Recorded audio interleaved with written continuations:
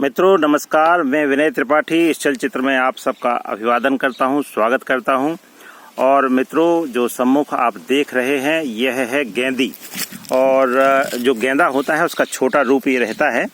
आप देख रहे हैं बाजार में भी प्रायः मिलता है।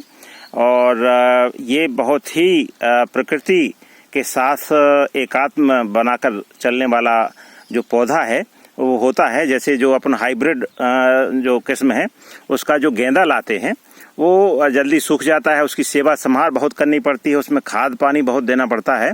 लेकिन इसमें ऐसा कुछ आपको विशेष नहीं करना पड़ता है और ये प्रकृति के साथ बहुत ही सामंजस्य बिठा के चलने वाला पुष्प है। और इसमें जो सुगंध है, जैसे जो हाइब्रिड लाते हैं जो उसमें तो सुगंध नहीं रहती है, लेकिन इसमें सुगंध बहुत हुआ करती है, बहुत सुवासित रहता है। और जो सुवासित पुष्प होता है देवताओं को चढ़ाने में उसका तो कहना ही क्या है, उसका तो देवता उससे प्रसन्न होते ही हैं सुवास से।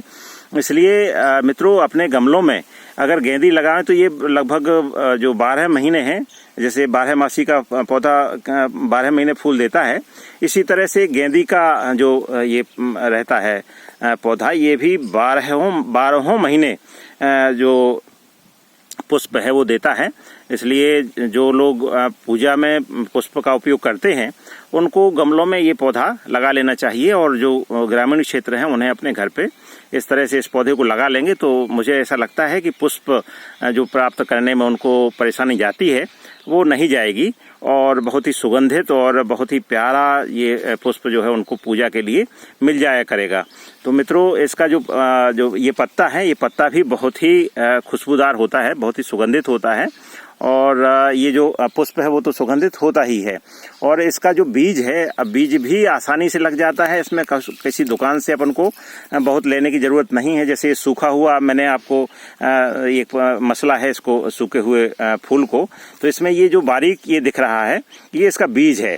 और इससे देखिए कितनी खुशबू मुझे आ रही है। आपको सुवास तो नहीं आ सकती, सुगंध तो नहीं आ सकती चलचित्र के माध्यम से, लेकिन आप इसके बीज देख सकते हैं। मुझे बहुत सुवास आ रही, सुगंध आ रही है, एक विशेष प्रकार की आकर्षक और मधुर सुगंध आ रही है जो चित्त को प्रसन्न कर रही है।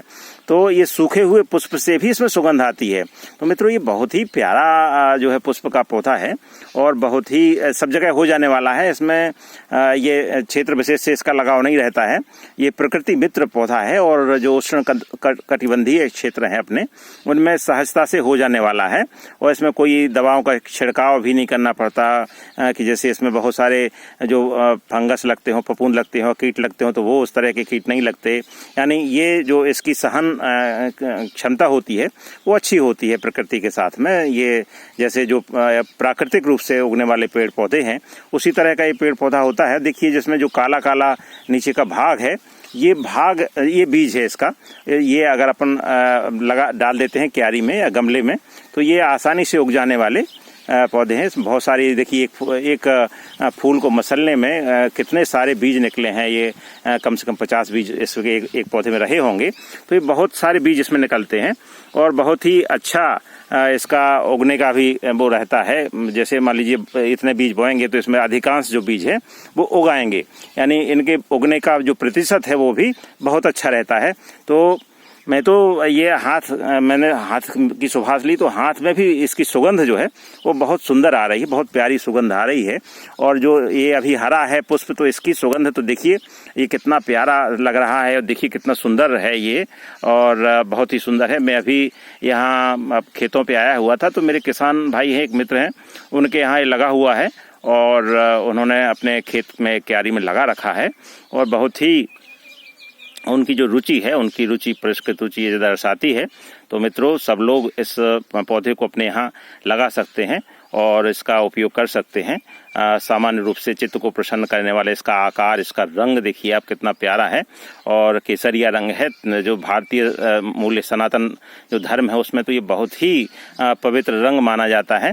तो सनातन संस्कृति के प्रति जो ग्राह्य रंग है वो ये है और जो सुवास है इसकी वो भी बहुत ही सुंदर है। तो ये जो अपना सनातन धर्म है, जो सनातन परंपरा है, उसके अनुरूप ये बहुत ही प्यारा पुष्प है। तो मित्रों, इस चलचित्र के माध्यम से मैं यही आप सबको बताना चाहता हूं कि जो अपन पुष्प चुनते हैं गमलों में लगाने के लिए, वे ऐसे चुनना चाहिए कि जिनमें सुवास हो और प्रकृति के साथ जिनका साहचर्य हो और जो पूरे वर्ष भर अपने को पुष्प दे सकें। तो ये इस तरह का पुष्प है और मुझे तो बहुत पसंद है, आपको भी शायद पसंद आएगा। तो मित्रों, इस चलचित्र में इतना ही। आप सबको मैं विनय त्रिपाठी पुनः नमस्कार करता हूं और स्वस्थ रहें, सानंद रहें और सनातन मूल्यों के संवाहक बने रहें, प्रकृति मित्र रहें। यदि प्रकृति के हम साथ हैं तो निश्चित रूप से प्रकृति हमारे साथ है। जो संवहनीय विकास की अवधारणा है वह भी यही बताती है, जो आधुनिक अवधारणा है, और जो सनातन संस्कृति है वह भी यही बताती है। तो मित्रों, इस चलचित्र में इतना ही। मैं विनय त्रिपाठी पुनः आप सबके प्रति शुभकामनाएं व्यक्त करता हूं। नमस्कार।